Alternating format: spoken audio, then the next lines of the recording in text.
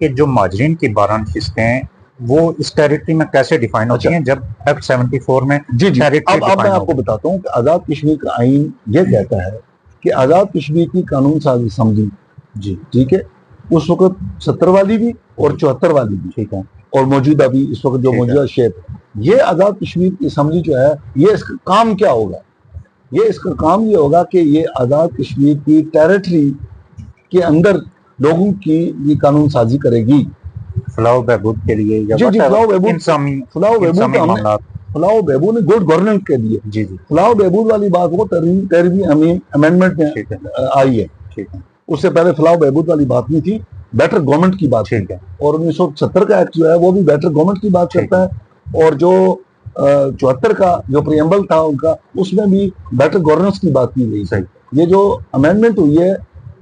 13ویں amendment اس میں جو preamble میں چینج کیا گیا ہے کہ وہ تاریخ آزادی کشمیر کے ساتھ ساتھ لوگوں کی فلاح و بہبود اور ڈیولپمنٹ سوشل اکنامک ڈیولپمنٹ کو بھی ساتھ رکھیں گے. یہ 2018 میں آئی ہے. ٹھیک ہے اب جو آپ فرما رہے ہیں کہ جو ٹیریٹری ہے ٹیریٹری کے علاوہ کشمیری جہاں کہیں بھی ہوں گے جی آزاد کشمیر اسمبلی کشمیری جہاں کہیں بھی ہوں گے ان کے لیے بھی لیجسلیشن کرنے کا اختیار رکھتی ہے. لیکن تو اس کا زیر مطلب تسلط نہیں زیر تسلط نہیں ہے نا اس میں. میری گزارش سن لینا سر آپ کو. آرٹیکل 31 کے تحت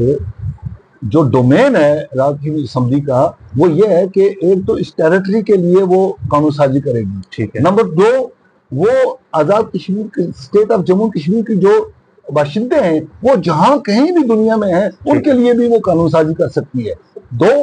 تیسری بات کہ آزاد کشمیر کے جو ملازمین ہیں یا ماتحت جو ان کے لیے بھی قانون سازی کر سکتی ہے. اور یہ پرووین جو ہے نا یہ صرف آزاد کشمیر کے آئین میں نہیں ہے، یہ پاکستان کے آئین میں بھی ہے کہ پاکستان کی پارلیمنٹ جو ہے وہ بھی اپنے لوگ مطلب پاکستانیز وہ جہاں کہیں بھی دنیا میں ہیں ان کے لیے قانون سازی کا اختیار رکھتی ہے. یہ ایک تھم رول ہے دنیا میں کانسٹیٹیوشنل ڈرافٹنگ کا